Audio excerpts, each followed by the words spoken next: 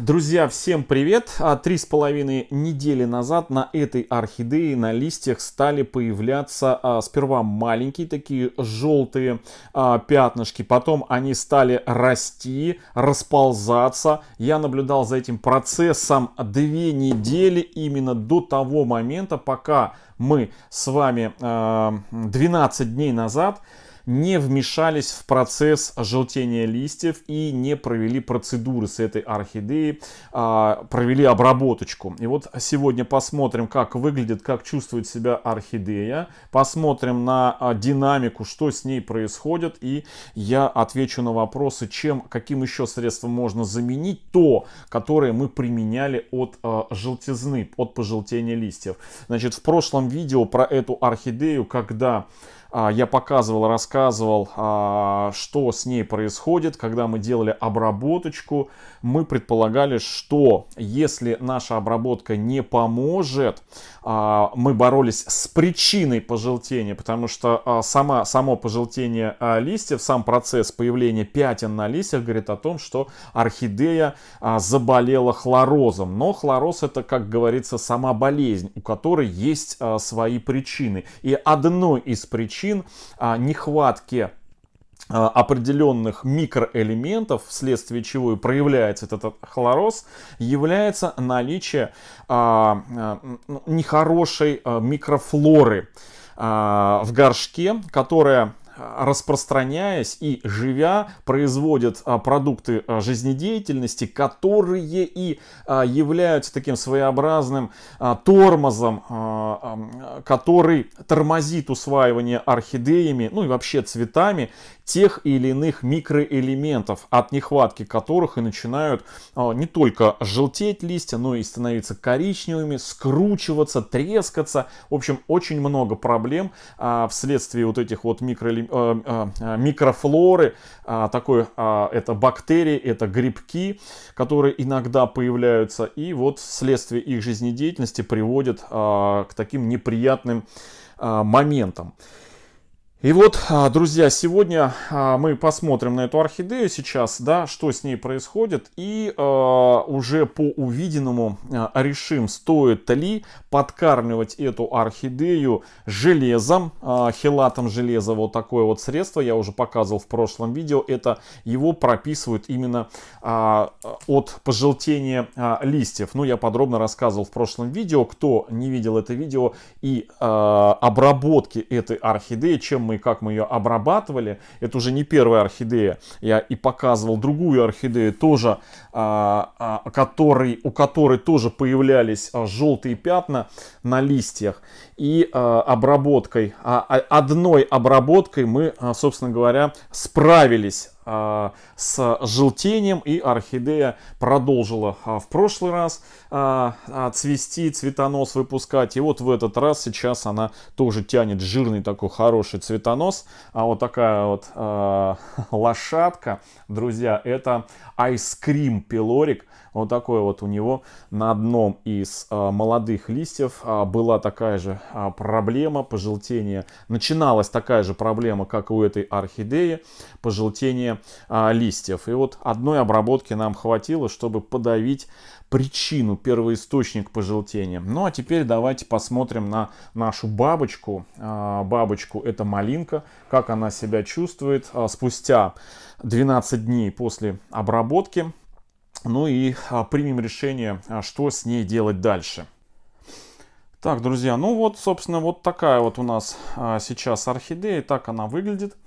Значит, в прошлом видео, 12 дней назад, вот как раз мы и остановились на том, что орхидея, желтые пятна уже стали проявляться и на верхних вот этих вот листьях, начиная с 3 нижних листьев, которые, кстати, вот, опа, видите, уже сами отпали. То есть, что было? Сперва вот на этих нижних листочках появились такие, знаете, маленькие желтые пятнышки, потом эти пятна стали разрастаться, орхидея, и видно было прожилочки такие. Эти пятна в течение 2 недель разрастались до пожелтения вот всех целиком листьев, до прям основания. Потом стали появляться желтые пятна именно на листьях. Значит, был такой комментарий: а зачем ты ждал, для чего ты, почему сразу? Друзья, ждал именно для видео, чтобы снять, показать весь процесс, что происходит с орхидеей и что может в конечном итоге с орхидеей произойти, если, например, не вмешаться. И вот дождались до того, что орхидея уже практически вся начала покрываться этими пятнами, нижних 3 листа полностью у нас пожелтели, и вот тогда мы решили, значит, эту орхидею обработать. Обработали мы ее вот этим вот средством. Я уже не первый раз обрабатываю вот этим средством, Привикур Energy. И, значит, в видео, кстати, этим же средством мы и обрабатывали вот эту орхидею, которую только что показал. Кстати, смотрите, старый цветонос пытается раскуклить, видите, раскуклить вот такую вот почку. Вот.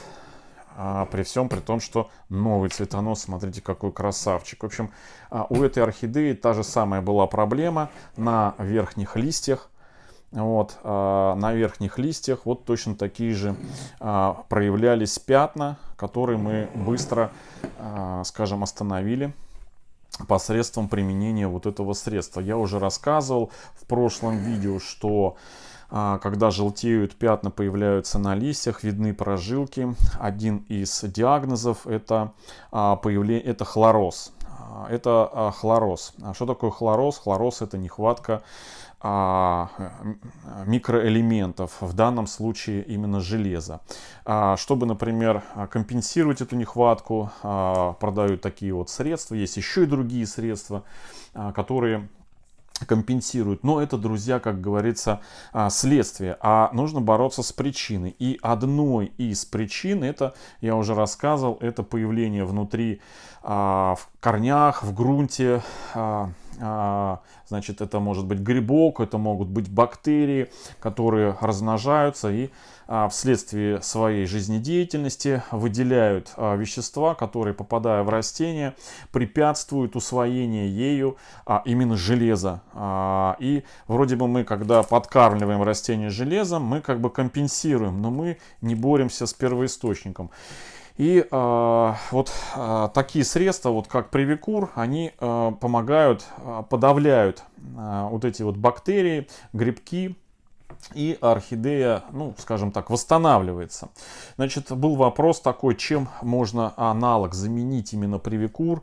Но, знаете, средств на самом деле не так много с тем же самым действующим веществом, потому что нужно смотреть на то же самое действующее вещество, из которого состоит этот Привикур. Он тут из 2 действующих веществ.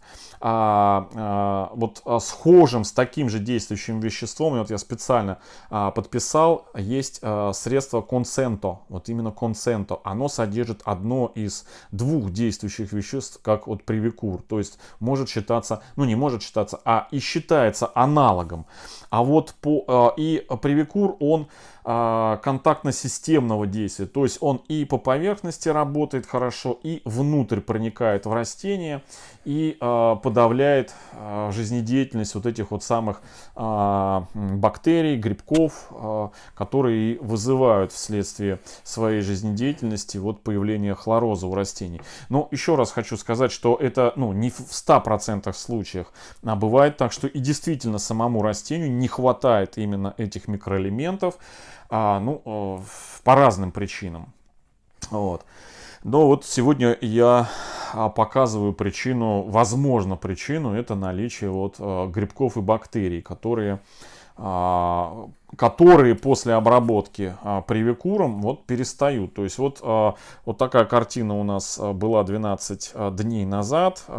Листья нижние уже совсем желтизна съела, а верхние стали появляться вот эти желтые пятна. Мы обработали, прошло 12 дней, все, у нас остановилось. То есть вот эти желтые пятна как были 12 дней на момент обработки, так вот она все остановилась.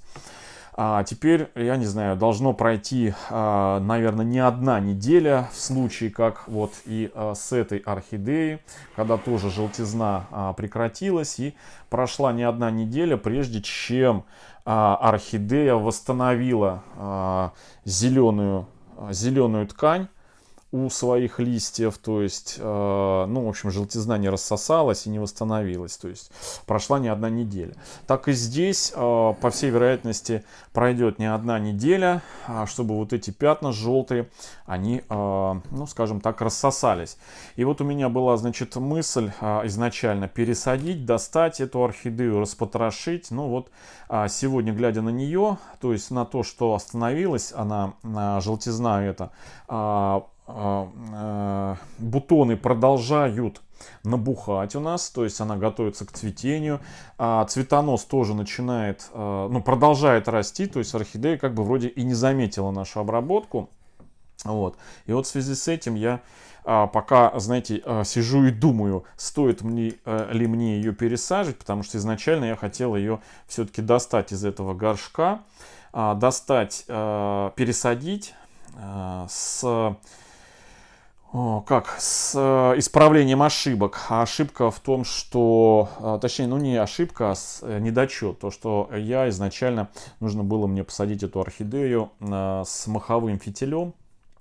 Вот, потому что в этой посадке, ну, мне она немножечко как бы, ну, трудозатратно поливать постоянно, вот индивидуально эту орхидею. Я хотел исправить, пересадить, и все точно так же, с тем же грунтом, но только с добавлением махового фитиля.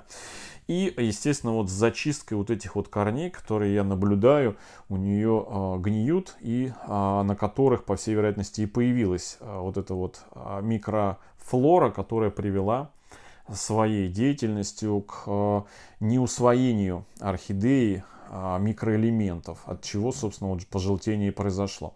Но вот сейчас просто смотрю, наблюдаю, подожду, наверное, как орхидея у нас зацветет, и, наверное, вот именно цветущую мы ее с вами и распотрошим и пересадим, потому что цветущие уже орхидеи, они как бы, ну, меньше, точнее, как сказать, уже у цветущим орхидеям стресс пересадки не так может повлиять, как, например, у тянущих цветонос, да, и бутонизируемых цветоносов. То есть любой шаг влево-вправо не всегда, но в большинстве своем может привести к отсушке и к заморозке, остановки цветонос. Поэтому мне не хочется, я хочу немножко подождать. Тем более, что желтизну мы, рост желтизны остановили. Возможно, точнее не через, а вот в следующий полив, когда подойдет время поливать эту орхидею, мы в очередной раз ее замочу еще раз в привикуре, чтобы те микроорганизмы, которые были до, они ну, не продолжали. И орхидея дальше продолжала наращивать цветонос и цвести. В общем, друзья, желтизну, пожелтение, могу констатировать, что пожелтение мы остановили. Листья сразу, которые за 2 недели до обработки вот этим средством пожелтели, ну, конечно, спасти не удалось, потому что их, вот они, ну, все, в общем, желтизна их отсушила. А вот там, где листья еще живые, только-только появилась желтизна на момент обработки, она вот остановилась. То есть она все, вот как есть, так есть. То есть больше нигде ничего не развивается. В общем, друзья, вот такое вот сегодня видео. Еще был вопрос, каким средством можно заменить, помимо того, что действующее вещество одинаковое вот в привикуре и конценто. А есть еще квадрис, есть еще топсин, средства фунгициды, есть средства топаз. Это те средства, которые тоже проникают внутрь растения и тоже могут влиять, подавлять жизнедеятельность тех или иных бактерий и грибков. Потому что, еще раз хочу сказать, что нету одного какого-то единственного средства, который в 100% случаях, на 100% всех патогенных и нехороших микроорганизмов влияют. Вот этих микроорганизмов очень и очень, друзья, много. И каждое средство, оно влияет только на часть этих микроорганизмов. И если не помог какое-то одно средство, нужно применять другое. То есть, если применили привикур, оно не помогло, то не дожидаясь результатов, тут же применять другое какое-то средство. Вот, потому что, еще раз повторюсь, что не существует фунгицидов, которые бы в 100% случаев подавляли бы все существующие микроорганизмы, которые мешают жить нашим орхидеям. В общем, друзья, вот так вот. В общем, пока наблюдаю, ждем цветения этой орхидеи, и уже по результату цветения и ее состоянию будем применять другие следующие процедуры, вторично, или будем применять или нет, ну посмотрим. Но я думаю, что привикуром я еще обработаю ее при следующем поливе. Но пересадку я отложу на тот момент, когда орхидея уже окончательно зацветет. Мы увидим ее цветение, и тогда спокойненько мы ее пересадим. Потому что цветущая уже орхидея, она лучше переносит стрессы, чем только вот выпустившие цветоносы. Хотя вот мы с вами на днях тоже пересаживали, да не на днях, а уж сколько, недель, наверное, как минимум прошла, когда пересаживали 5 орхидей, выпустивших цветоносы, и все они прекрасно перенесли пересадку. Но, друзья, в нашем случае не просто пересадка. У нас здесь еще и болячка была, вследствие которой орхидея 3 листа потеряла, и вот 2 листа поражены у нее желтизной. Поэтому здесь у нас болезнь. Поэтому лучше такие стрессы, к которым приводит хирургическое вмешательство, да, потому что будем чистить корни, пересаживать, поэтому лучше немножко отложить. А если есть возможность оттянуть, полечить и оттянуть, профилактику сделать, то лучше сделать это и подождать, пока она зацветет. Все, друзья, всем хорошего настроения, всем добра, здоровья и до встречи в следующем видео. Всем пока!